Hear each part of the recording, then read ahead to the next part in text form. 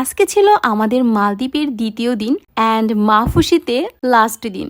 কারণ হচ্ছে আমরা মাহফুসিতে একদিনই ছিলাম, সেই জন্যে এখন অবধি আমরা সবাই আফসোস করছিলাম কেন আরও একটা দিন বেশি থাকতে পারলাম না। তাই আজকের দিনটাতে আমরা সকল ওয়াটার অ্যাক্টিভিটিসগুলো নিয়েছিলাম। আমি তো খুব বেশি ভয়ে ছিলাম যদি আজকের দিনটাতে বৃষ্টি থাকে তাহলে আমাদের সকল অ্যাক্টিভিটিসই ক্যান্সেল করতে হবে, কারণ বৃষ্টি থাকলে কিচ্ছু করা যাবে না। যাক আলহামদুলিল্লাহ মালদ্বীপে আমাদের লাস্ট দিন বাদে অনেক বেশি রোদ পেয়েছি, কারণ আমার জানা ছিল মালদ্বীপের ওয়েদারের খুব বেশি মুড সুইং হয়। এই বৃষ্টি তো এই রোদ। এই তো চলে এসেছি ওয়াটার অ্যাক্টিভিটিস গুলোর স্টলে।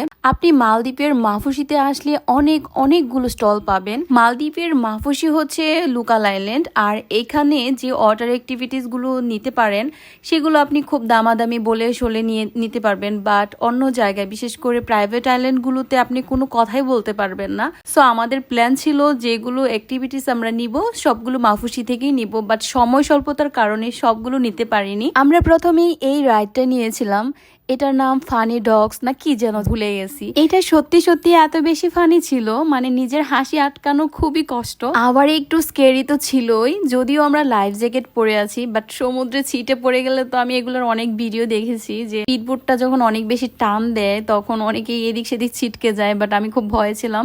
ওই ভাইকে বলছিলাম যে স্লো করে নেওয়ার জন্য, যেহেতু আমাদের সাথে আমাদের আয়াত ছিল। আমি এত বেশি ভয় পাচ্ছিলাম, বাট আয়াতের চোখে মুখে কোনো ভয়ের ছিটাফোটাই ছিল না, সে অনেক বেশি এনজয় করেছে, আমরাও এনজয় করেছি, বাট সে একদমই ভয় পায়নি। আয়াতের মুখের দিকে তাকালেই বোঝা যায় সে কতটা হ্যাপি। আর এই ক্ষেত্রে এই যে ভাইয়ারা ছিল যারা স্পিডবোট রাইড করছিল তারা অনেক বেশি কেয়ারফুল। যখনই স্পিড বাড়াচ্ছিল তখনই বারবার পিছনের দিকে তাকাচ্ছিল, আমাদের বারবার জিজ্ঞেস করছিল ওকে কিনা, মানে সবকিছু ঠিকঠাক আছে কিনা। দেন চলে আসি মোস্ট এক্সাইটিং একটা পার্ট, সেটা হচ্ছে প্যারাসাইলিং। আমার বহুদিনের ইচ্ছা ছিল আমি প্যারাসাইলিং করব, বাট অনেক বেশি ভয় পেতাম যেহেতু বাংলাদেশের কক্সবাজারে খুবই অ্যাভেলেবেল এই প্যারাসাইলিংটা।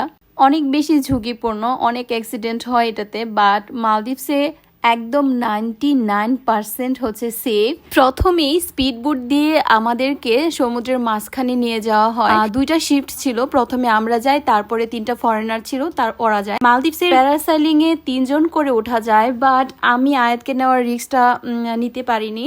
যদিও সেফ, বাট আমি এই রিস্কটা নেইনি, সেই জন্য আয়াতের অনেক বেশি মন খারাপ, সে উঠবে। আমি অনেক কিছু বুঝাচ্ছিলাম যে আমরা যখন প্রাইভেট আইল্যান্ডে যাব তখন তুমি সেখানে উঠো, কিন্তু সে কোনো কিছুই মানতে চাচ্ছিল না, সে কথাই বলছিল না, তবুও আমি নেইনি।